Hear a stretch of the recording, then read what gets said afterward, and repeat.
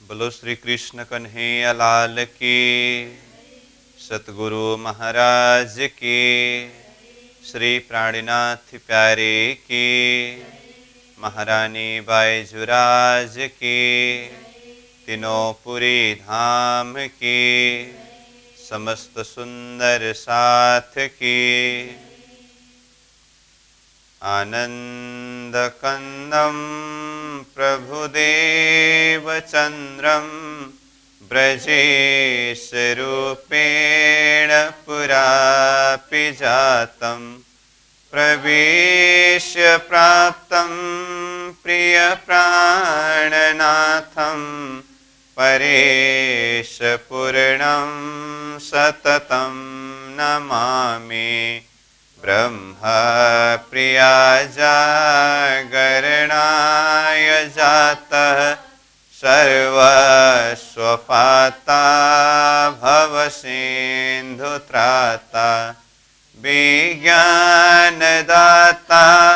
निजधर्मधाता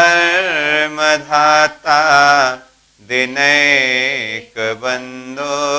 शरणं प्रपद्ये दिनैकबन्धो शरणं प्रपद्ये। बोलो श्री प्राणनाथ प्यारे की प्रणाम। उपस्थित संपूर्ण सुंदर साथ जी, साधक एवं साधिकाएं, विराट प्रशिक्षण शिविर सत्र का आज हम 71वें दिवस के इस पावन बैठक में उपस्थित हुए हैं। सर्वप्रथम आप सभी को सप्रेम प्रणाम एवं स्वागत करते हुए हम आज का विषय वस्तु कक्षा सत्र को आगे प्रस्तुत करने जा रहे हैं। हमने श्री कृष्ण प्रणामी धर्म सिद्धांत का मूल आधार विषय वस्तु को कंसेप्ट क्लियर करने के लिए काफ़ी विषय के ऊपर चर्चा किया। मुख्य रूप में वैराट संबंधी विषय के ऊपर भी चर्चा किया और आगे चलते चलते ये विराट विज्ञान दर्पण किताब के माध्यम से पाताल लोक से क्रमशः अध्ययन करते करते 14 लोक ब्रह्मांड को पूरा किया और विशेष कल नरक लोक का वर्णन का प्रसंग और साथ में अब ये 14 लोक ब्रह्मांड से परे अथवा इन सब को घेर करके जो अष्टावरण है, अष्टावरण के संदर्भ में कुछ बातें हमने चिंतन किया और आज यही अष्टावरण प्रसंग में कुछ भूमिकात्मक प्रसंग जिसके ऊपर हम चर्चा करेंगे। फिर यहाँ किताब में जिस तरह से अष्टावरण के विषय में वर्णन किया है उसको भी अध्ययन करेंगे। तो अष्टावरण के संदर्भ में कल हम बातें कर रहे थे। 14 लोक ब्रह्मांड से ज्योति स्वरूप तक पहुंचने के लिए बीच में अष्टावरण है। अष्टावरण मतलब 8 आवरण, तो जिसमें पृथ्वी तत्व का आवरण, जल तत्व का आवरण, अग्नि तत्व का आवरण, वायु तत्व का आवरण, आकाश तत्व का आवरण, मन रूप तामस अहंकार, बुद्धि रूप राजस अहंकार, चित्त रूप सात्विक अहंकार, इन सब को पार करने के पश्चात ज्योति स्वरूप में पहुंचते हैं। तो यहाँ विशेष करके अष्टावरण में 5 तत्व आया और 4 अंतस्करण में से 3 अंतस्करण का नाम आया, मन, बुद्धि और चित्त। अब इसको पार करने के पश्चात ज्योति स्वरूप में पहुंचने की बात हुई। तो ये वास्तव में 14 लोक ब्रह्मांड, अष्टावरण, ज्योति स्वरूप, गायत्री, ये क्या है? आदिनारायण का मन अंतस्करण के अंदर है अथवा जो स्थूल शरीर अंतर्गत है, और दूसरी तरफ आदिनारायण का मन का स्वरूप शेष नारायण कहा है और शेष नारायण का स्थान 14 लोक ब्रह्मांड में सबसे नीचे गर्भोदक समुद्र में है। तो इस संदर्भ में हमने कल ही चिंतन किया है कि निश्चित एक स्थान दिखाने के लिए शेष नारायण को गर्भोदक समुद्र में बताया है, परंतु आदिनारायण का मौन स्वरूप शेष नारायण ये जो 14 लोक अष्टावरण ज्योति स्वरूप गायत्री जो मन का एरिया कहा है, तो ये सब का समष्टि रूप ही शेष नारायण है। तो यहाँ अष्टावरण में जो 5 तत्व आया है, ये शेष नारायण का 5 तत्व है। और मन बुद्धि चित्त जो अंतस्करण में से आया है, ये शेष नारायण का अंतस्करण है। और इसको पार करके जो ज्योति स्वरूप में पहुंचने की बात हो रही है, ये ज्योति स्वरूप शेष नारायण का चेतन रूप यानी कि आत्मा शक्ति है। इसमें हमने उदाहरण के द्वारा भी बताया, अगर मैं शेष नारायण हूं तो मेरा 5 तत्व का शरीर है और मेरा जो अंतस्करण है, वैसे अंतस्करण तो 4 है, परंतु अहम के लिए कहा, अहम वो स्थान है जहां पर आत्मा विराजते हैं, इसलिए उसको हम आवरण के रूप में नहीं ले सकते। इसलिए 5 तत्व 5 आवरण हुआ, फिर मन बुद्धि और चित्त 3 आवरण करके 8 आवरण हुआ। ये 8 आवरण को पार करते ही वो चेतन आत्मा शक्ति का दर्शन होता है। तो ये जो अष्टावरण को पार करके ज्योति स्वरूप, ये शेष नारायण का चेतन रूप अथवा आत्मा शक्ति है। और उससे भी ऊपर गायत्री शक्ति बताया। वैसे ये ज्योति स्वरूप गायत्री के संदर्भ में आगे प्रसंग आते समय हम और व्याख्या करेंगे, और किताब से ये सारी विषयों के ऊपर खुलासा किया है। परंतु अष्टावरण को पार करके हम पहुंचेंगे कहाँ? तो ज्योति स्वरूप की बात हुई, और तो ज्योति स्वरूप शेष नारायण का चेतन शक्ति कहा, और उससे भी परे गायत्री शक्ति है, वो भी आदिनारायण के स्थूल शरीर अंतर्गत अथवा मन अंतस्करण के अंदर ही आते हैं। तो ये गायत्री के लिए ज्योति स्वरूप का निर्मल चेतन स्थान बताया। तो इस संदर्भ में हम कल ही बात कर रहे थे, आत्मा तो है, आत्मा के अंदर भी वो चिदिति ज्ञान स्वरूप, आत्मा ज्ञान स्वरूप है।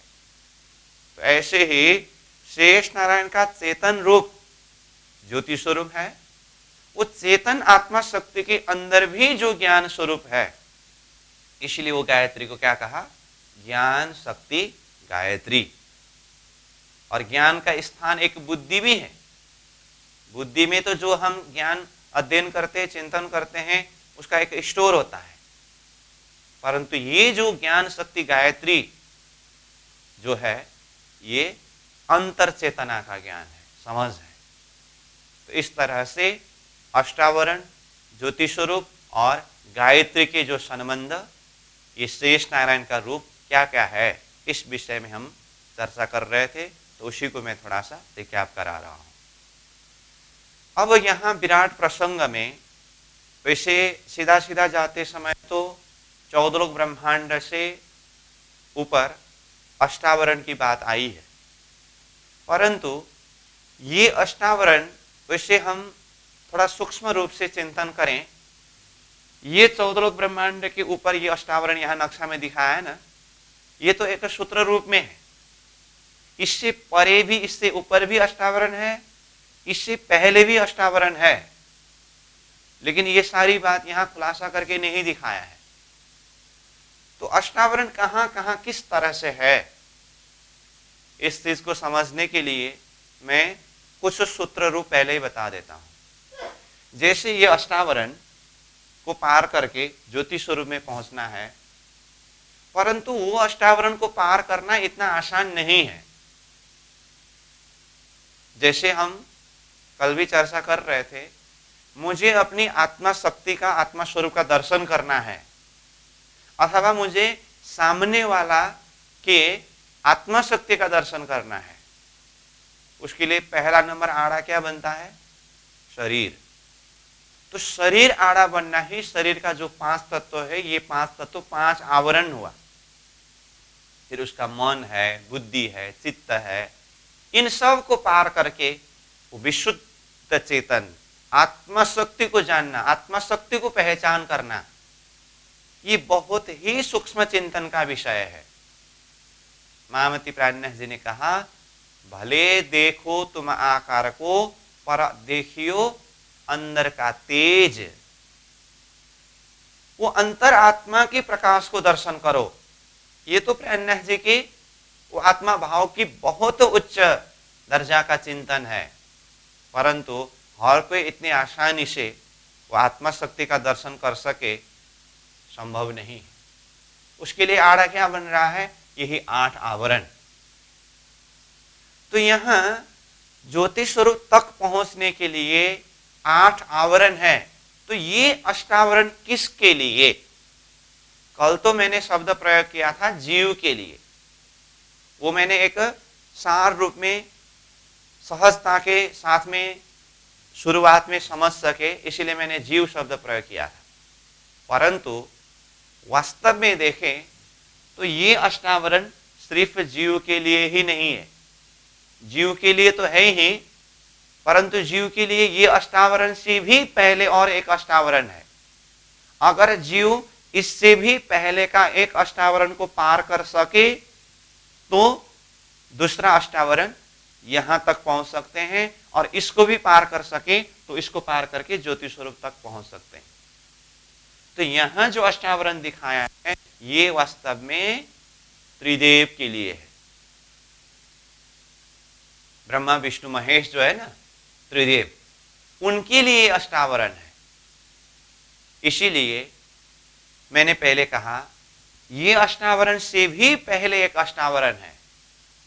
वो कौन सा अष्टावरण किसके लिए है?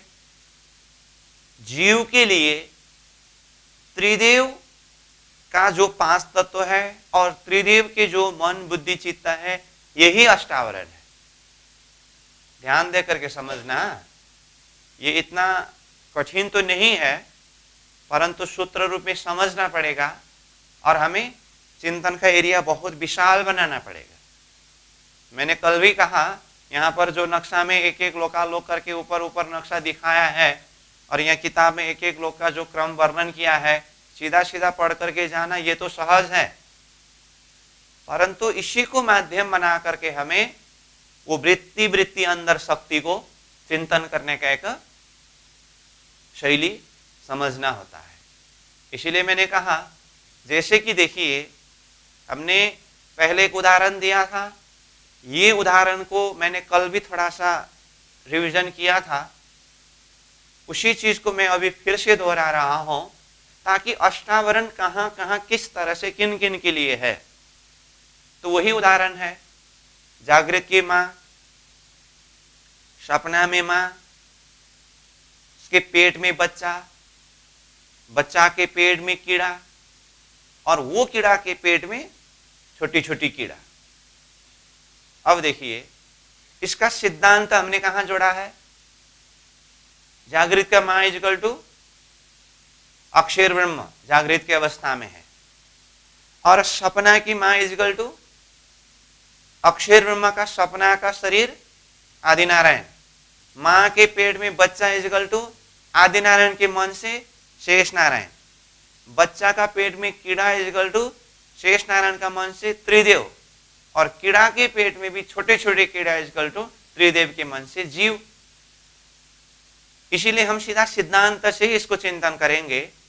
तो जीव जो है वो छोटे कीड़ा रूप में है। तो अब ये जीव को त्रिदेव के अंदर की चेतना को जानना है, समझना है। 14 लोक ब्रह्मांड के अंदर की ही बात बता रहा हूं मैं।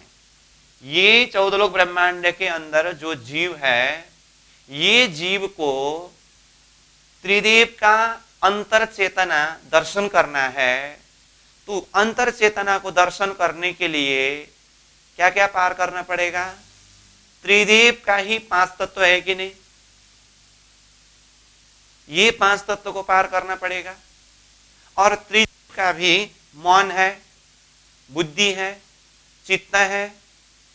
अगर जीव त्रिदेव के ये 5 तत्वों और मन बुद्धि चित्त को पार करके अहम को भी अंदर आत्मा शक्ति तक पहुंचे, अहम से भी अंदर आत्मा शक्ति तक पहुंचे, तो जीव ने किसको जाना?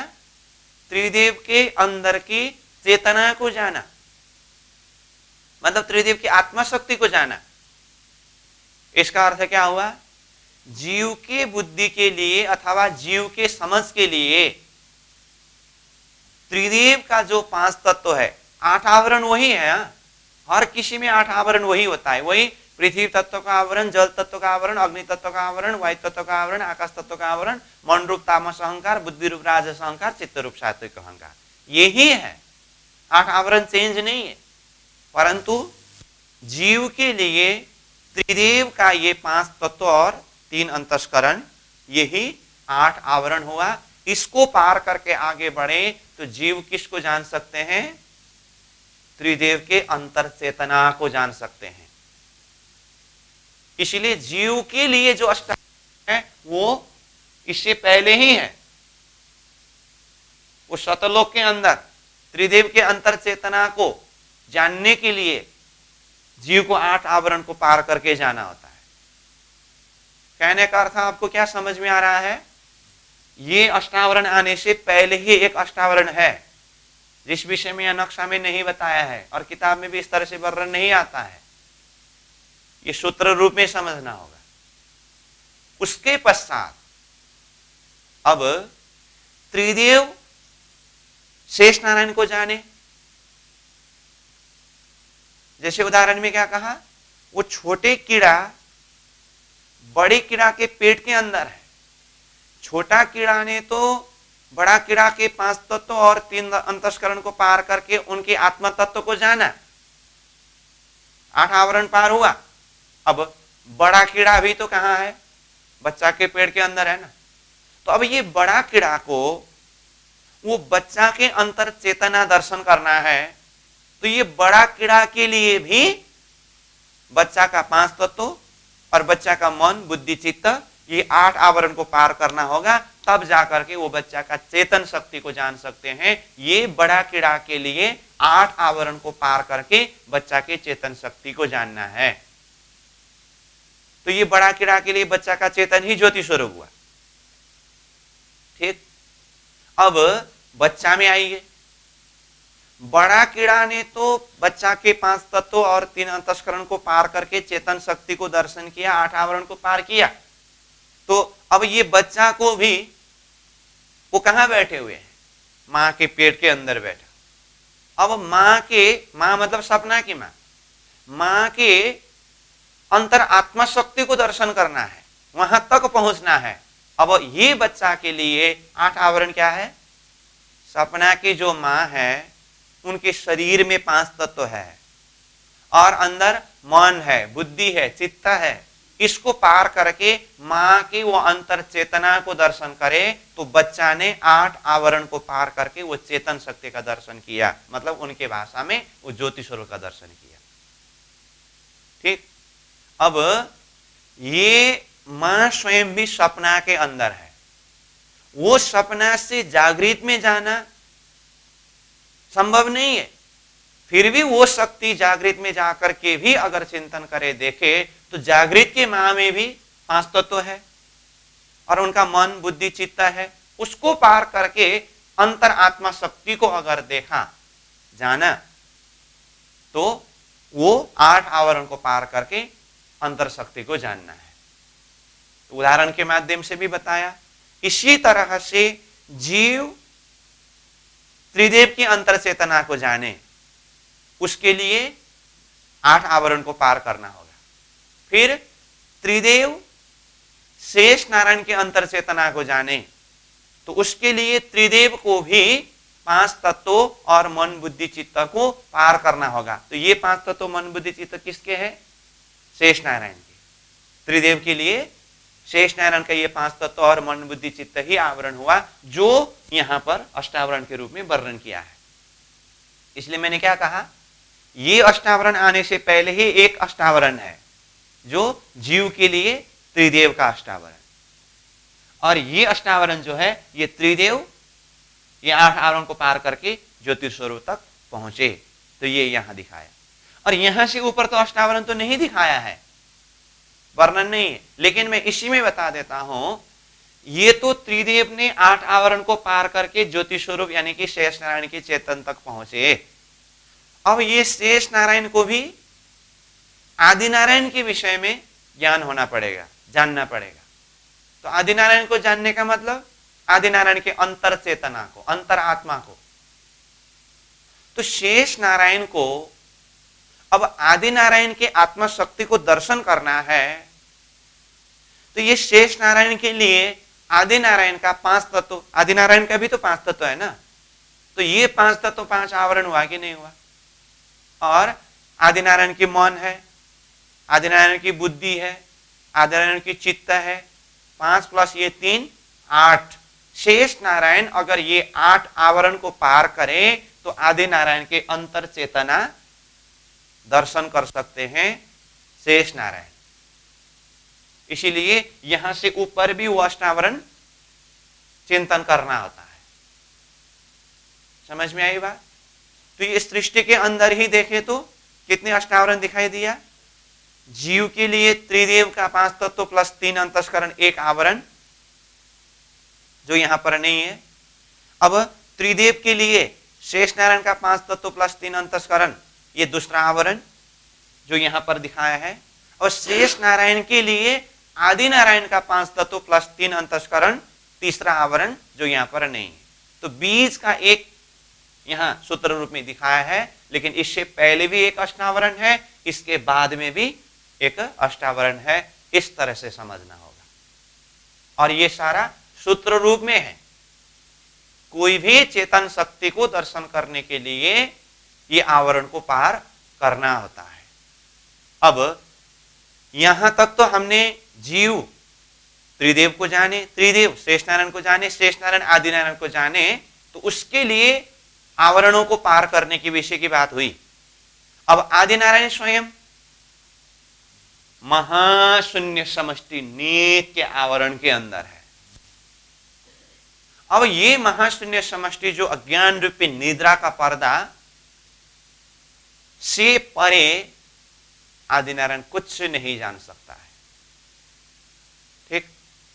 अब आदि नारायण की अपनी स्थिति के हिसाब से तो अज्ञान रूपी निद्रा में स्वप्निक अवस्था में होने से वो जान नहीं सकते, परंतु हम इस विराट विषय को चिंतन कर रहे हैं किसके आधार पर, तारतम्य दृष्टि के आधार पर। अब तारतम्य दृष्टि के हिसाब से देखें तो आदि नारायण के अंदर जितने भी शक्ति आया है अथवा आदि नारायण के द्वारा जो भी शक्ति सृष्टि में विस्तार हुआ है, इसका मूल कहां है, ऊपर अव्याकृत में प्रणव ब्रह्म में है। अब अव्याकृत मतलब अक्षर ब्रह्म का मन, तो अक्षर ब्रह्म का मन है तो अक्षर की बुद्धि भी है, चित्त भी है और अहम भी है, और उसके अंदर अक्षर की अपनी चेतन शक्ति आत्मा शक्ति है।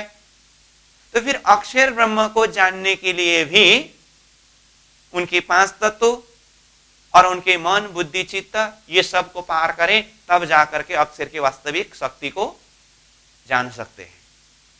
इस तरह से हर शक्ति के अंतर चेतना को दर्शन करने के लिए यही 8 आवरण को पार करके ही जाना होता है। इस तरह से अष्टावरण के थीम को हमें अच्छी तरह से समझना होता है। ठीक है। तो यहां पर जो प्रसंग वर्णन किया है, इसको तो हम एक एक आवरण की विशेषता गुण क्या क्या है ये सब देखेंगे, परंतु ये सूत्र रूप में है और इसी के द्वारा पूरा विस्तार करके समझना होगा। जब तक हम इस तरह से ये सूत्र रूप में समझ करके अंतर चेतना को दर्शन करने के एक दृष्टि को चिंतन नहीं करेंगे, तब तक हम सामान्य में देह भाव से आत्मा भाव तक का चिंतन में आगे बढ़ ही नहीं सकते हैं।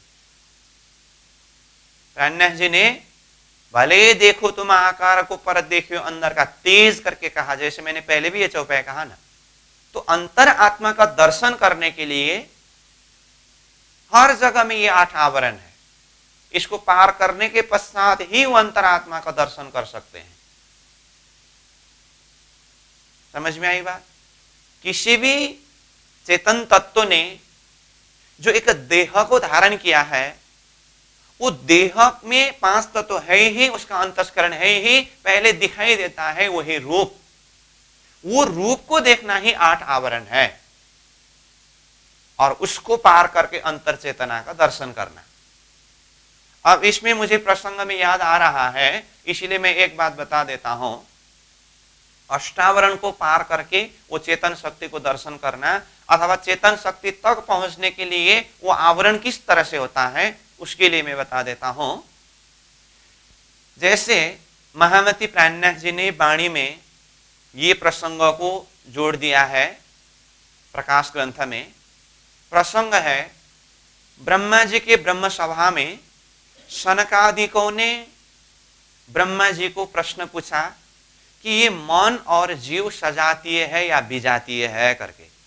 ये प्रसंग तो लंबी प्रसंग है, अब जो वाणी के हिसाब से चिंतन कर रहे हैं आप इतना सूत्र में समझ जाएंगे। अगर नहीं भी समझा हो तो मैं सार रूप में ये प्रसंगों को बता रहा हूं, उस हिसाब से समझने का प्रयास करेंगे, आगे ये प्रसंग समझ में आ जाएगा। तो ब्रह्मा जी के द्वारा तो अब सनकादिकों को ये प्रश्न का जवाब दे नहीं सका, क्योंकि सनकादि कोई साधारण ज्ञानी तो नहीं है। तो अब ब्रह्मा जी ने क्या किया, भगवान विष्णु का ध्यान किया। भगवान विष्णु को पता चला सनकादिकों ने प्रश्न पूछा है और प्रश्न पूछने वाले कोई साधारण नहीं है।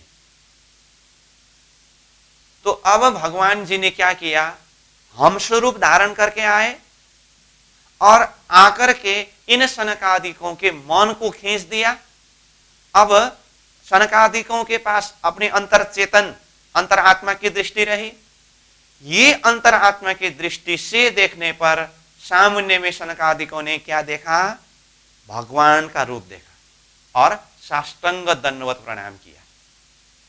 जैसे ही प्रणाम करके उठ ही रहे थे, भगवान ने सनकादिकों के जो मन पहले खींचा था उसको वापस सनकादिकों के अंदर ही प्रवेश करा दिया। तो उसके बाद जब सामने में देखा तो सनकादिकों ने सामने में क्या देखा, हम स्वरूप देखा, क्योंकि भगवान जी उस समय में हंस स्वरूप में आए थे। तो तब सनकादिकों को लगा कि हमने किसको प्रणाम किया।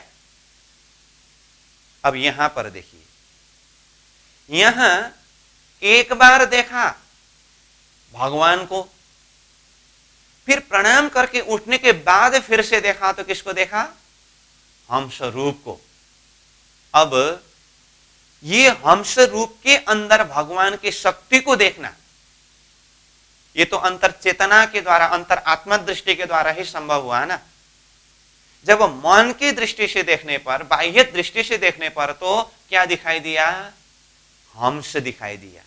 अब हंस बोलते ही हंस का 5 तत्व है शरीर में, तो ये हंस का जो शरीर में 5 तत्व है, ये ही 5 आवरण हुआ कि नहीं हुआ। सनकादिकों के लिए भगवान जी जब हंस रूप में पधारे तो ये हंस रूप का 5 तत्व ही 5 आवरण हुआ, और अंदर मन बुद्धि चित्त ये भी आवरण है। इसको पार करके अंतर आत्मा शक्ति, वो चेतन शक्ति को दर्शन करके, ये बाह्य रूप नहीं अंदर भगवान का शक्ति है करके दर्शन करने के लिए, समझने के लिए पहले तो अपने अंदर से वो आत्मा दृष्टि से देखना पड़ा, ये 8 आवरण को पार करना पड़ा। क्योंकि देह दृष्टि से देखने से तो सामान्य में भगवान को भी हंस रूप में ही दिखाई दिया, और यहां से आत्मा दृष्टि से देखने पर भी सामने वाला में भी देह भाव से, देह दृष्टि से ऊपर उठ करके जब आत्मा दृष्टि में पहुंच जाए तब जाकर के भगवान का असली रूप का दर्शन होता है अथवा हुआ। ये प्रसंग प्राणनाथ जी ने वाणी में चर्चा किया है। तो इस प्रसंग को मैंने यहां पर क्यों जोड़ दिया, वही सनकादिक हम स्वरूप को देख रहे हैं, वही सनकादिक भगवान का रूप देख रहे हैं। तो हंस कौन है, भगवान कौन है। बाह्य रूप को देखा ये हंस, और अंतर चेतना को देखा वो भगवान। तो अंतर चेतना तक पहुंचने के लिए ये बाह्य रूप ही 8 आवरण हुआ कि नहीं हुआ। तो जब ये 8 आवरण पार करे तब जाकर के वो अंतर चेतना अथवा अंतर शक्ति को दर्शन कर सकते हैं। तो इस तरह से अष्टावरण के संदर्भ में हमें पूरा ये 8 आवरण जहां कहीं भी होता है, और यहां पर जो आया है ये एक सूत्र रूप में है, तो इसी को माध्यम बना करके सब तरफ अंतर शक्ति को दर्शन करना, ये अष्टावरण का एक प्रसंग, जिसके माध्यम से हम अपने चिंतन को इस तरह से विशाल बना सकते हैं। ठीक है, अष्टावरण शब्द आते ही कल भी मैंने काफी विषय इसके लिए कहा हूं, और आज भी ये सारा प्रसंग बताया हूं, इसके आधार पर आगे चिंतन करेंगे। तो जैसे मैंने कहा, ये अष्टावरण त्रिदेव को शेषनारायण के अंतरात्मा स्वरूप ज्योति स्वरूप तक पहुंचने के लिए है, परंतु इससे पहले ही जीव के लिए त्रिदेव तक पहुंचना ही, अष्टावरण को पार करना होगा। फिर यहां से ऊपर जाए तो शेष नारायण को आदिनारायण तक पहुंचने के लिए भी अष्टावरण को पार करना होगा। ये सारा विषय अपनी चिंतन का विषय है और यहाँ बीच में एक सूत्र रूप में बताया है। ठीक, अब एक बात, जैसे यहाँ किताब में वर्णन किया है उसी हिसाब से मैं बोल रहा हूं कि अष्टावरण में 5 तत्व और मन, बुद्धि और चित्त करके यहाँ उसी हिसाब से बताया है। लेकिन बहुत सारे व्याख्याकार ये अष्टावरण के संदर्भ में यहाँ जो श्रीमद् भागवत गीता में अष्टावरण के संदर्भ में कहा, जो श्लोक मैंने कल भी कहा था, यहाँ किताब में लिखा है, पढ़ते समय तब भी हम पढ़ेंगे। फिर भी एक विषय को और खुलासा करने के लिए ये प्रसंगों को मैं जोड़ दे रहा हूं, तो वो श्लोक फिर उच्चारण कर रहा हूं। जैसे अष्टावरण के लिए कहा, भूमि रापो नलो वायु खम मन बुद्धि रेवच अहंकार इति यम्य भिन्न प्रकृति रष्टधा करके इस तरह से 5 तत्व और मन, बुद्धि और अहंकार शब्द आया है। इसीलिए अष्टावरण के संदर्भ में कई ज्ञानी जन व्याख्याकार क्या कहते हैं, ये 5 तत्व का आवरण तो है ही, उसके बाद मन का आवरण, बुद्धि का आवरण और अहंकार का आवरण करके मन, बुद्धि और अहंकार को लेते हैं इस तरह से। परंतु इसमें होता क्या है, हमें प्रैक्टिकली समझना है बात को। अगर मेरे अंतर आत्मा को दर्शन करना है तो 5 तत्व, 5 आवरण तो है। अब मन का आवरण भी ठीक है, बुद्धि के आवरण भी ठीक है, अब उससे परे अहंकार ये क्या है? जो प्रसंग पहले हमने अंतस्करण के संदर्भ में जो 2 मत की बात थी, मन, बुद्धि, चित्त और अहम, और दूसरा एक मत क्या है, मन, चित्त, बुद्धि, अहंकार। तो ये विषय वास्तव में क्या है, इस संदर्भ में भी हमने कहा है अहंकार मन का ही नाम है, मन और अहंकार अलग नहीं है। इसीलिए यहां पर जो मन का आवरण शब्द आ चुका है तो उसके बाद फिर बुद्धि से परे अहंकार का आवरण हो ही नहीं सकता। और उस अहंकार में कोई अहम शब्द प्रयोग करके अहम का आवरण करके कहे तो भी चित्त को छोड़ करके सीधा अहम में कैसे पहुंच सकते। इसीलिए हमें अंतर आत्मा तक पहुंचने के लिए प्रैक्टिकली चिंतन करना होगा। 5 तत्व को पार करने के बाद उसके परे मन है, इसलिए मन का आवरण हुआ, ये 6वां आवरण है। और ये मन का रूप कैसा है, तामस अहंकार है ये। इसीलिए यहाँ पर जो गीता जी के श्लोक में अहंकार शब्द आया है, ये तामस अहंकार, राजस अहंकार, सात्विक अहंकार, इसके लिए समझना पड़ेगा। मन का रूप तामस रूप है, इसलिए 6ठा आवरण में मन रूप तामस अहंकार। अब मन से परे क्या है, बुद्धि, इसलिए 7वें नंबर में बुद्धि रूप और बुद्धि का राजस, तो बुद्धि रूप राजस अहंकार है। और मन और बुद्धि के बाद अब 3रे नंबर में क्या आता है, चित्त आता है। अगर चित्त को छोड़ करके अहम में जाए तो फिर चित्त को क्यों छोड़ा गया, चित्त को तो छोड़ ही नहीं सकते। इसलिए चित्त रूप सात्विक अहंकार है। और कोई कहे अहम भी तो है, तब तो फिर 9 आवरण होना चाहिए। इस संदर्भ में मैंने कल ही बताया हूं, मन, बुद्धि और चित्त को पार करने के पश्चात जब हम अहम में पहुंचेंगे, अहम को आवरण के रूप में नहीं ले सकते, क्योंकि अहम के बिना आत्मा का रहने का स्थान नहीं रहता है। उसमें मैंने कल ही उदाहरण दिया हूं, पानी को रहने के लिए जो एक गिलास चाहिए, वो बर्तन चाहिए, वो बर्तन के बिना पानी का रहने का कोई अस्तित्व ही नहीं है। उसी को अगर हम आवरण माने और उसको भी हटा दे तो वो पानी रहने का कोई आधार ही नहीं रहता है। इसी तरह से अहम वो स्थान है जहां पर आत्मा रहते हैं, इसलिए अहम को आत्मा के साथ में ही जोड़ दिया है। जैसे पानी डाला हुआ गिलास, पानी का गिलास करके कहा ना, पानी के कारण गिलास को भी नाम मिल रहा है पानी का गिलास। ऐसे ही आत्मा रहने का स्थान अहम अंतस्करण होने से आत्मा और अहम को एक रूप में लिया है, इसलिए वो आवरण नहीं हो सकते।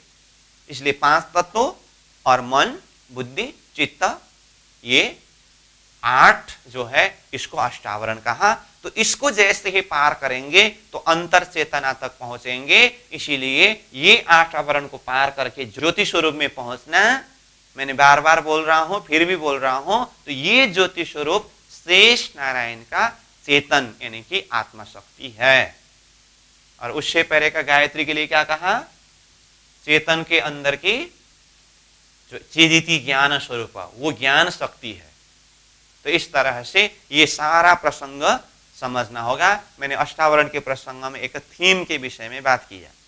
अब आइए यहां पर अष्टावरण के प्रसंग में जो कुछ विषय चर्चा किया है इसके आधार पर हम कुछ चर्चा करेंगे। अभी तक मैंने समग्र में अष्टावरण के विषय में ऊपर नीचे दाएं बाएं सब तरफ को देख करके एक चिंतन करने के लिए एक शैली बताया था। अब मैं बता रहा हूं यहां पर 14 लोक के ऊपर अष्टावरण का प्रसंग जो वर्णन हुआ है, किस तरह से वर्णन हुआ है, इसको समझने के लिए कुछ बातें जो यहीं पर लिखे हैं लेकिन उसी को बता रहा हूं। उसके बाद फिर हम किताब से पढ़ेंगे। तो अष्टावरण जो है 14 लोक ब्रह्मांड को चारों तरफ से आवृत करके, मतलब घेर करके अष्टावरण है। उसमें से सबसे पहला आवरण है पृथ्वी तत्व का आवरण। अब पृथ्वी तत्व का आवरण के लिए इसका विस्तार 50 करोड़ योजन विस्तार का बताया है। क्यों?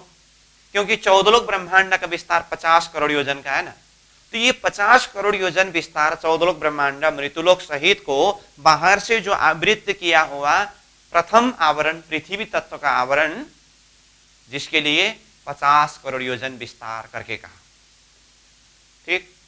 अब प्रत्येक आवरण मतलब पृथ्वी तत्व का आवरण से जल तत्व का आवरण, जल तत्व का आवरण से अग्नि तत्व का आवरण, अग्नि तत्व का आवरण से वायु तत्व का आवरण, वायु तत्व का आवरण से आकाश तत्व का आवरण, फिर मन, बुद्धि, चित्त, ये प्रत्येक आवरण जैसे जैसे ऊपर जाएंगे वैसे वैसे ही एक आवरण से दूसरे आवरण 10-10 गुना विस्तार से बढ़ता जाता है। क्या कहा? एक से दूसरा आवरण 10-10 गुना बढ़ते हुए क्रमशः इसका विस्तार बताया है। अब यहां पर 10 गुना विस्तार शब्द प्रयोग हुआ है, उसको हमें समझने के लिए सूक्ष्म रूप समझना पड़ेगा। 10 गुना विस्तार मतलब 10 गुना सूक्ष्म रूप में। कहने का अर्थ पृथ्वी तत्व का आवरण से जल तत्व का आवरण 10 गुना विस्तार है, मतलब 10 गुना सूक्ष्म है। और जल तत्व के आवरण से अग्नि तत्व का आवरण 10 गुना विस्तार है, कहने का मतलब ये 10 गुना सूक्ष्म है। इस तरह से समझना होगा। ठीक है। अब देखिए ये अष्टावरण प्रसंग में मैं इसको यहां आपको किताब के शब्द समझने में सहज पड़े तो पहले इसको थोड़ा सा चार्ट बना करके बताता हूं। इसके गुण, इसकी विशेषता और इसके जो सूक्ष्मता को किस तरह से समझ सके, उसके बाद फिर हम सहजता के साथ में ये सारे विषय को समझ सकते हैं। जैसे देखिए अष्टावरण में पहला आवरण क्या कहा? पृथ्वी तत्व का आवरण कहा, पृथ्वी तत्व का आवरण। ठीक है। उसके बाद जल तत्व का आवरण है, उसके बाद अग्नि तत्व का आवरण है, उसके बाद फिर आकाश तत्व का आवरण है, मतलब ये 5 तत्व हुआ। उसके बाद मन रूप तामस अहंकार, बुद्धि रूप राजस अहंकार और चित्त रूप सात्विक अहंकार। ठीक। अब सर्वप्रथम पृथ्वी तत्व का आवरण है।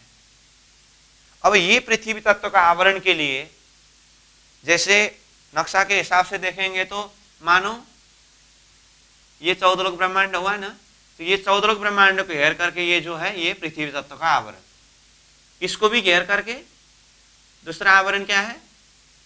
जल तत्व का आवरण, इसको भी घेर करके अग्नि तत्व का आवरण, इसको भी घेर करके वायु तत्व का आवरण, इसको भी घेर करके आकाश तत्व का आवरण, इसको भी घेर करके मन रूप तामस अहंकार, इसको भी घेर करके बुद्धि रूप राजस अहंकार, इसको भी घेर करके चित्त रूप सात्विक अहंकार। तो 14 लोक ब्रह्मांड को घेर करके 8 आवरण हुआ ना। तो यही 1 2 3 4 5 6 7 8 क्रम को यहाँ पर 1 2 3 4 5 6 7 8 इस तरह से बताया। ठीक, अब इसमें एक आवरण से दूसरा आवरण 10 गुना विस्तार करके कहा। तो विस्तार को किस हिसाब से समझने के लिए कहा? सूक्ष्म रूप से समझने के लिए कहा। अब ये सूक्ष्मता को समझने के लिए आगे किताब में आएगा, उसको मैं यहीं पर चार्ट रूप बना करके ये किस तरह से सूक्ष्म है उसके लिए बताता हूं।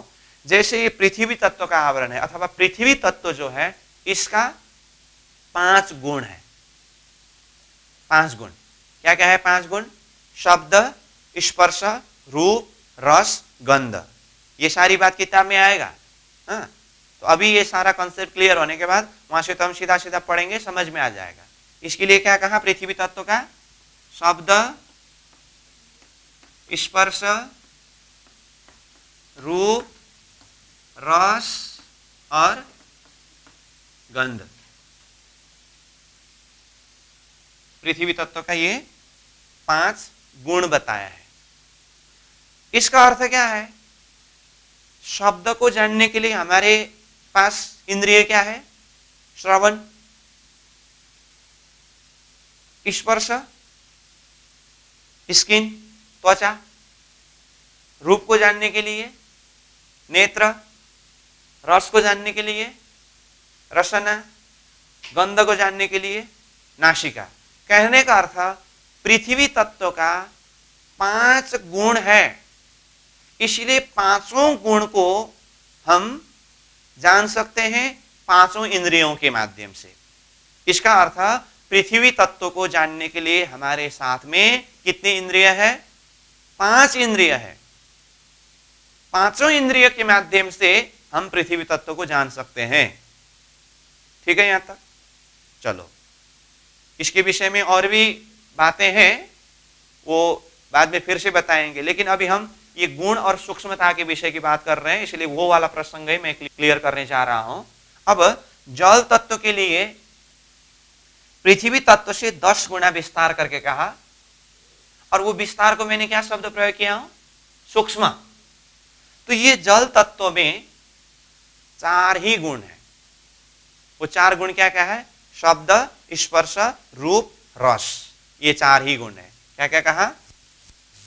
शब्द, स्पर्श, रूप और रस ही है। जल तत्व में गंध नहीं होता है ना, जल तत्व में गंध नहीं होता है, इसलिए गंध घट गया इसमें। शब्द, जल का शब्द हम श्रवण कर सकते हैं। स्पर्श, जल को स्पर्श कर सकते हैं। रूप, जल का रूप देख सकते हैं। जल का रस हम टेस्ट कर सकते हैं, परंतु जल में गंध नहीं होता है। अगर जल में गंध हो तो वो शुद्ध जल नहीं है, उसमें पृथ्वी तत्व मिश्रित है, क्योंकि गंध जो गुण है वो सिर्फ पृथ्वी तत्व का ही होता है। इसलिए जल तत्व में 4 ही गुण है।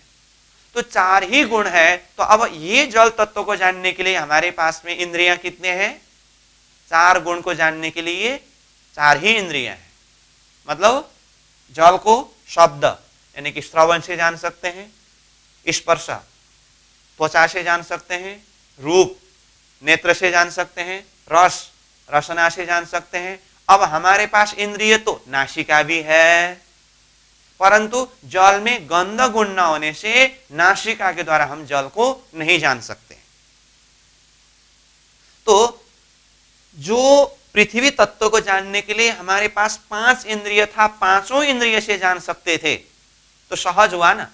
परंतु जल को जानने के लिए 4 ही इंद्रिय के द्वारा जल को जानना होगा।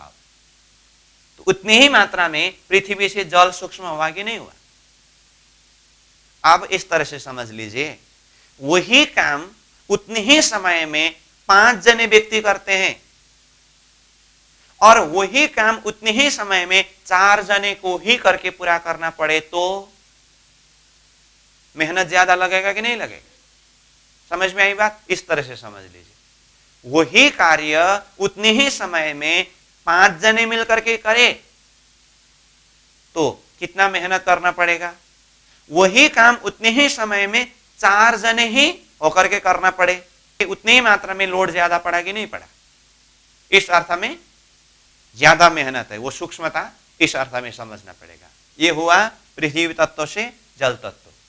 तो जल तत्व का 4 ही गुण बताया। ठीक, अब हम चलते हैं तीसरा अग्नि तत्व। तो जल तत्व से भी अग्नि तत्व 10 गुना विस्तार है। 10 गुना विस्तार है मतलब सूक्ष्म है। अब अग्नि तत्व में कितने गुण है, 3 ही गुण है। वो क्या क्या है, शब्द है, स्पर्श है और रूप है। अब अग्नि में रस होता है, अग्नि में गंध होता है, नहीं होता है। इसका अर्थ अग्नि तत्व को हम कितने इंद्रियों के द्वारा जान सकते हैं, 3 ही इंद्रियों के द्वारा।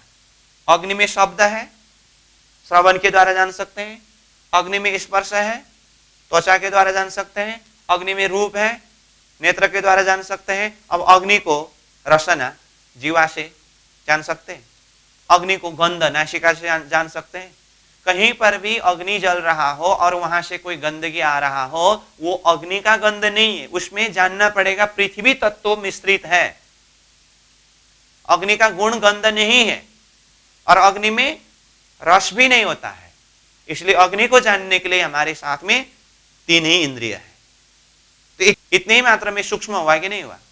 अब वही बात है, वही समय में वही कार्य 5 जने मिलकर के करे और वही कार्य उतने समय में सिर्फ 3 जने को करना पड़े, तो मेहनत परिश्रम ज्यादा है कि नहीं। तो इतनी ही मात्रा में ये पृथ्वी तत्व से जल तत्व होते हुए अग्नि तत्व सूक्ष्म होता जा रहा है। और साथ में फिर हम चलते हैं अग्नि तत्व से वायु तत्व के आवरण में। अग्नि तत्व के आवरण से वायु तत्व का आवरण 10 गुना विस्तार है। मतलब अब इसमें गुण के हिसाब से देखें तो इसमें 2 ही गुण है। वो क्या क्या है, शब्द है और स्पर्श है। वायु में शब्द और स्पर्श ही है। वायु का रूप नहीं होता है, वायु में रस नहीं होता है, वायु में गंध नहीं होता है। वायु में अगर गंध मिश्रित हुआ हो तो वो पृथ्वी तत्व मिश्रित है। अब वायु को जानने के लिए शब्द से यानी कि श्रवण के द्वारा, स्पर्श यानी कि त्वचा के द्वारा, 2 ही इंद्रिय से वायु को जान सकते हैं। तो उतनी ही मात्रा में जानना कठिन हुआ कि नहीं हुआ। इसी तरह से अब आकाश तत्व वायु तत्व से भी 10 गुना विस्तार है। तो आकाश तत्व को जानने के लिए आकाश तत्व का गुण तो सिर्फ एक ही गुण है, वो सिर्फ शब्द है। सिर्फ शब्द से ही आकाश तत्व को जान सकते हैं। इसका अर्थ देखिए तो जैसे जैसे ये तत्व ऊपर चढ़ता जा रहा है वैसे वैसे गुण घटता आ रहा है। पृथ्वी के साथ 5 गुण, जल में 4 गुण, अग्नि में 3 गुण, वायु में 2 गुण और आकाश में तो 1 ही गुण। तो ये गुण में क्रमशः घटना ही हमारे साथ जो इंद्रिय है वो इंद्रिय कम इंद्रिय के द्वारा उसको जानना होता है और वो जानने में और बारीकी और सूक्ष्म हुआ। वो सूक्ष्मता के हिसाब से ही यहां पर 10 गुना विस्तार करके समझाया है। ठीक है, अब इसमें ये तो हुआ सीधा गुण के हिसाब से 10 गुना विस्तार की सूक्ष्मता को किस तरह से समझे, इसीलिए मैंने सीधा सीधा बात इस तरह से बता दिया। अब यहां से आगे मन बुद्धि चित्त तो और सूक्ष्म, ये तो अब इन इंद्रियों के द्वारा जानने वाली चीज भी नहीं है। मन को, बुद्धि को, चित्त को तो इंद्रिय से भी और जान नहीं सकते, वो तो इंद्रिय से परे है। उसकी और सूक्ष्मता की जो बात है इसी सूत्र से हमें समझना होगा। पहले हम ये 5 तत्व वाले प्रसंग को ही अगर क्लियर करना हो तो देखिए, ये पृथ्वी तत्व का आवरण जो है ना, इसका देवता ब्रह्मा जी है। पृथ्वी तत्व का आवरण अथवा पृथ्वी का देवता ब्रह्मा जी। कौन कहा देवता? ब्रह्मा। ठीक है, और जल तत्व का आवरण जो है, तो जल का देवता कौन है? भगवान विष्णु। ठीक, और अग्नि का देवता रुद्र, और वायु का देवता ईश्वर, और आकाश का देवता सदाशिव।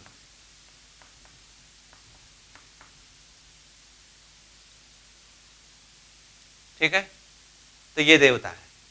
अब इसमें भी जिस तरह से ये तत्वों में अथवा आवरण में सूक्ष्मता है, देवताओं में भी उसी तरह से सूक्ष्मता होता है। इसीलिए देखिए, देवताओं में सूक्ष्मता मैं बता रहा हूं। ब्रह्मा जी, उनका कार्य क्या है? उत्पत्ति करना, सहज ही है। लेकिन भगवान विष्णु, उनका कार्य क्या है? पालन करना। उत्पत्ति करने से पालन करना मेहनत ज्यादा है, कठिन ज्यादा है। और महादेव जी का कार्य संहार करना। संहार करना और मुश्किल है। और ईश्वर और सदाशिव के विषय में तो और सूक्ष्म है। ये तो हुआ कार्य के हिसाब से।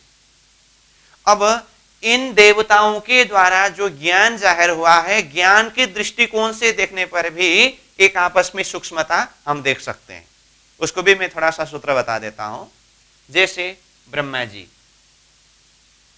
जी के द्वारा वेद जाहिर हुआ।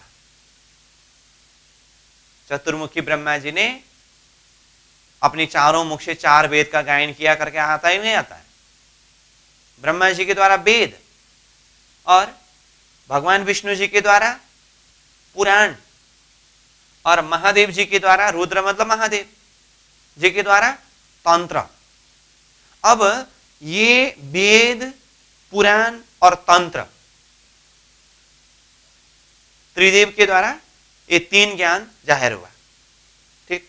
अब वेद में जो कर्मकांड है, तो ये कर्मकांड, इसको समझना, करना सहज है। परंतु उससे ज्यादा बारीकी है, सूक्ष्म है भगवान विष्णु के पुराण को समझने के लिए। ठीक है। और उससे भी ज्यादा सूक्ष्म है महादेव जी के तंत्र को समझने के लिए। समझ में आई बात? समझना कठिन है। और वैसे भी देखिए, वेद ने सिर्फ कर्मकांड के द्वारा स्वर्ग ही पकड़ाया है, लोकालोक के दृष्टिकोण से भी देखिए। और पुराण ने, अब पुराण 18 पुराण है, उसमें से अंतिम पुराण लेंगे तो श्रीमद् भागवत। श्रीमद् भागवत में अंतिम निचोड़ क्या पकड़ाया? कृष्ण तत्व पकड़ाया।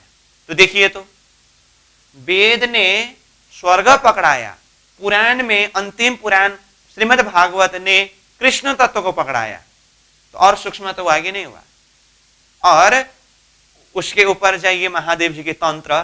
तंत्र ने कृष्ण तत्व में भी श्री कृष्ण जी की जो त्रिवेद लीला रहस्य की जो बात है, उसमें अक्षरातीत श्री कृष्ण जी के संकेत तंत्र ने किया है। इस दृष्टिकोण से देखें तो इन देवताओं में भी उनके कार्य के हिसाब से देखें तो भी एक से दूसरा सूक्ष्म होता जा रहा है। उनके ज्ञान के हिसाब से देखें तो भी एक से दूसरा सूक्ष्म होता जा रहा है। और उन्होंने दिया हुआ लक्ष्य के हिसाब से देखें तो भी ब्रह्मा जी के वेद से स्वर्ग लक्ष्य, विष्णु के पुराण से कृष्ण तत्व लक्ष्य, और महादेव जी के तंत्र से अक्षरातीत लक्ष्य।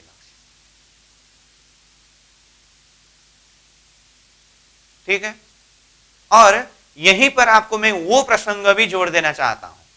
यही सूक्ष्मता के कारण ही जब हमने टाइम कॉन्सेप्ट के विषय में चर्चा किया था, युग के विषय में,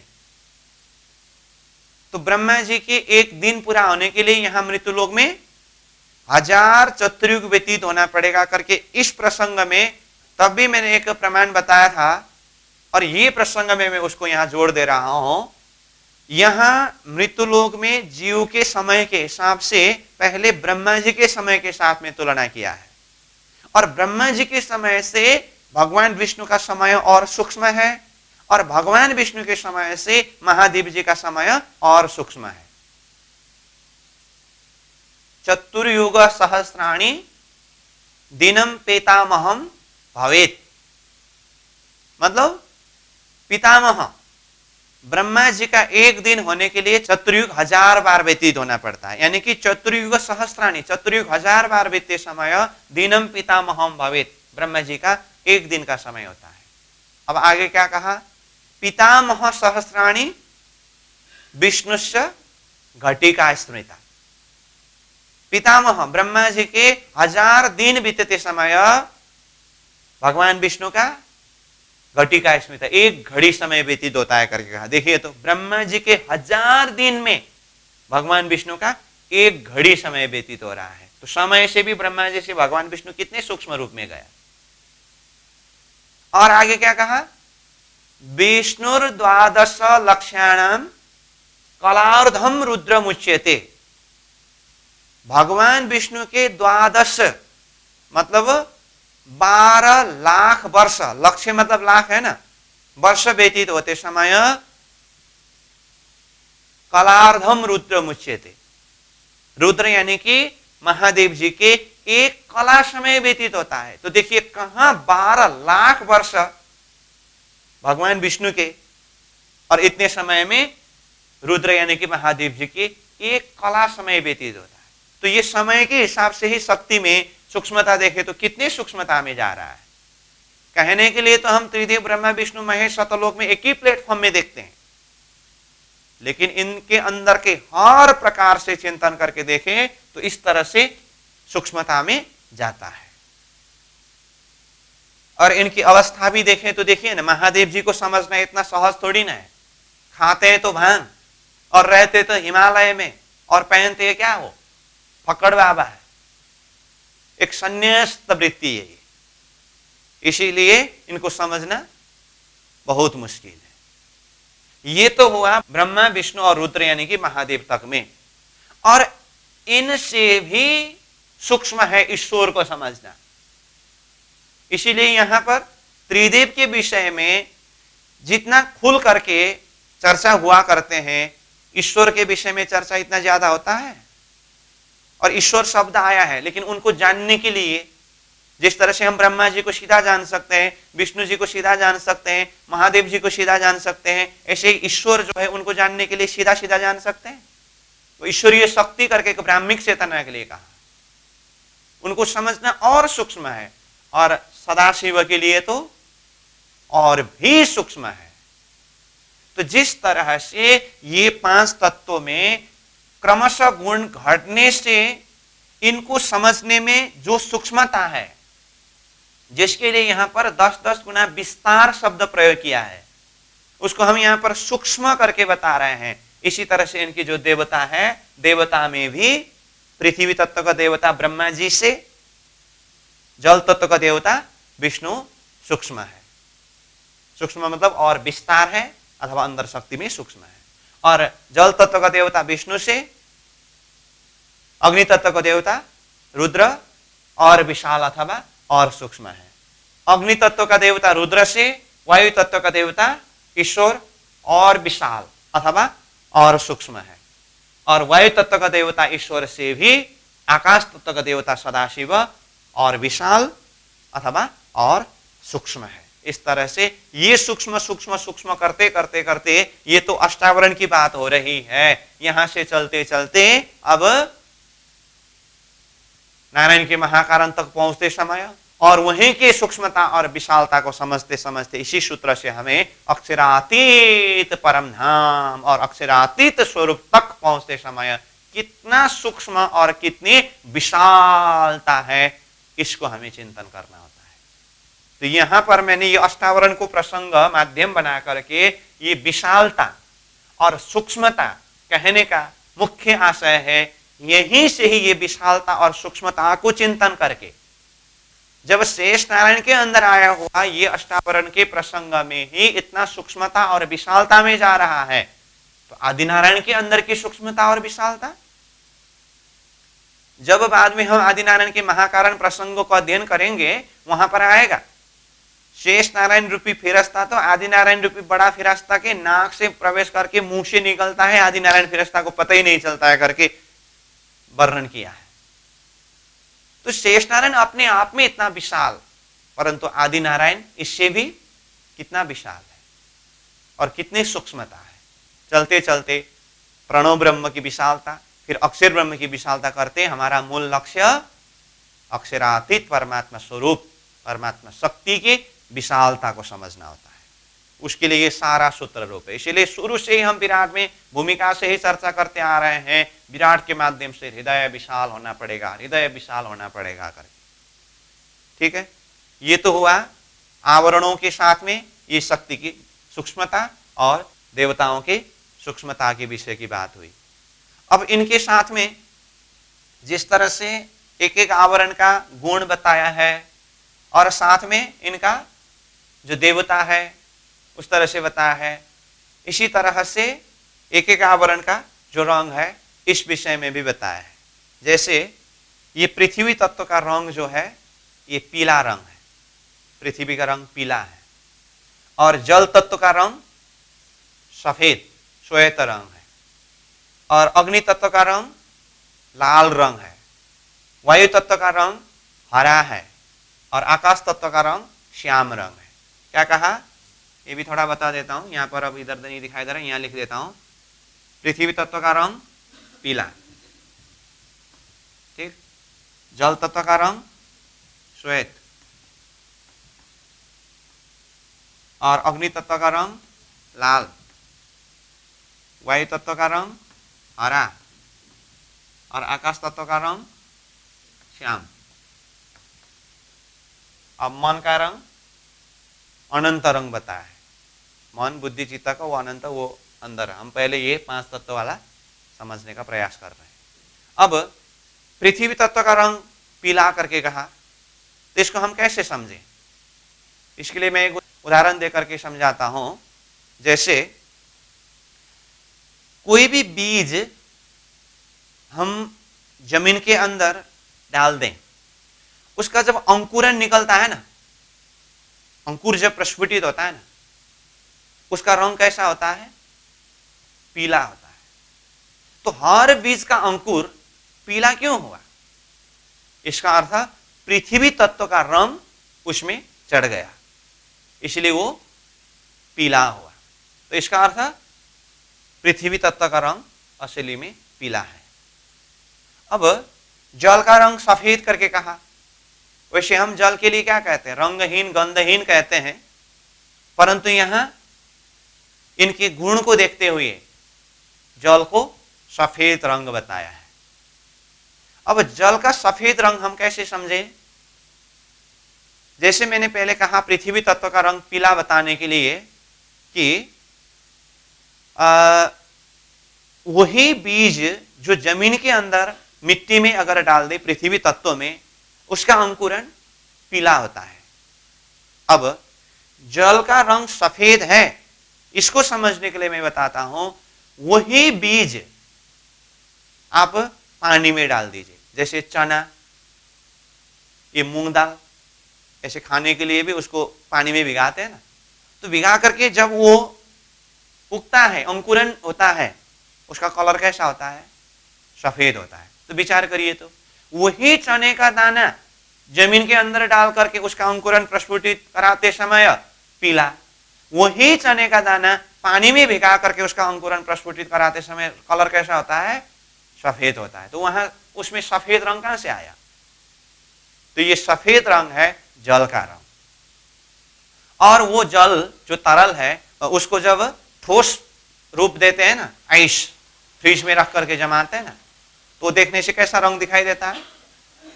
सफेद रंग दिखाई देता है। हिमाल का रंग कैसा होता है? सफेद होता है। वही जब हिमाल पिघल करके जल रूप बन करके आते हैं। तो इस तरह से देखें तो जल सफेद रंग को हम समझ सकते हैं। अब अग्नि तत्व का रंग है लाल। अब अग्नि तत्व का रंग लाल कैसे समझे हम? अब अग्नि जलता हुआ जगह में तो अलग अलग रंग दिखाई देता है। तो कोई भी धातु को, जैसे मानो लोहा, लोहा को आप आग में डाल दीजिए, निकालिए तो कैसा होता है? लाल होता है। और लकड़ी जलाते समय भी वो अंदर जो कोयला जलता रहता है उसका रंग कैसा होता है? लाल। ठीक है। और आपको गुस्सा आता है तो क्रोध है ना, वो अग्नि, चेहरा कैसा होता है? लाल लाल होता है। इसीलिए अग्नि तत्व का रंग जो है लाल है। और देवता कौन है फिर? रुद्र है ना, तो लाल रंग। और वायु तत्व, वायु तत्व का रंग है हरा। अब इसमें भी प्रश्न आ सकता है, वायु दिखाई नहीं देता है तो कैसे फिर ये हरा करके जाने? इसको भी हम उदाहरण के द्वारा समझाने का प्रयास करते हैं। वायु तत्व का रंग हरा है, कैसे समझे? जैसे जमीन के अंदर जो अंकुर प्रस्फुटित हुआ वो पीला था, वही अंकुर जब जमीन से बाहर निकलता है उसके बाद उसका रंग कैसा होता है? हरा होता है। तो इसमें हरा रंग कहां से आया? तो ये वायु तत्व का रंग उसमें चढ़ गया।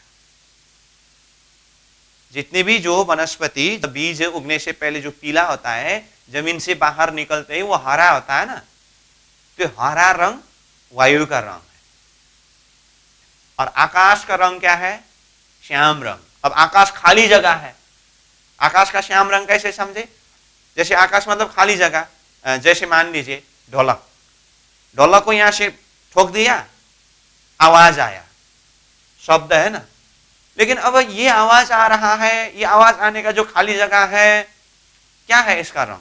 कुछ मालूम नहीं पड़ता है ना, इसलिए अंदर क्या है? श्याम है, काला है, इसलिए उसको श्याम रंग करके बताया। तो इस तरह से ये 5 तत्वों के आवरण में रंग के हिसाब से भी ये चिंतन करना होता है। ये सारी बात किताब में आएगा, तो उससे पहले मैं ये चार्ट के रूप में बता रहा हूं, तो ये थीम समझने के बाद किताब से तो फटाफट हो जाएगा। ठीक, अब मन के लिए क्या कहा है? बाहर से देखने से अनंत रंग, लेकिन भीतर से घोर अंधाकार कहा है। चित्त के लिए धूम्र वर्ण करके कहा है रंग के विषय में। तो ये मुख्य रूप में इस तरह से आता है। अब इसी के आधार पर मतलब किताब में जो भी वर्णन आने वाला है, तो वही मैंने सार रूप में यहाँ पर ये चार्ट बना करके थोड़ा सा समझने में, एक कंसेप्ट दिमाग में बैठने में सहज पड़े, उसी हिसाब से बताया। तो अब इसी के हिसाब से हम फिर किताब से अध्ययन करेंगे। तो आज का भी समय पूरा हुआ है। तो आज हमने अष्टावरण को ही हम किस तरह से चिंतन करें, उस चीज को समझने के लिए कुछ विषय के ऊपर चर्चा किया। और यहाँ पर जो अष्टावरण वर्णन हुआ है उसको समझने के लिए तो ये जो सूत्र रूप में एक प्रसंग को चर्चा किया। तो आज हम यहीं पर विश्राम देंगे और इसी के हिसाब से कल किताब से फटाफट अध्ययन करेंगे, तो सहजता के साथ में समझ में आ जाएगा। उसमें भी कुछ ऐसा चिंतन करने का, व्याख्या करने का प्रसंग रहा तो उसमें फिर हम चिंतन करेंगे। आज के लिए यहीं पर विश्राम देते हैं। पूर्णमदः पूर्णमिदं पूर्णात् पूर्णमुदच्यते पूर्णस्य पूर्णमादाय पूर्णमेवावशिष्यते। प्रणाम।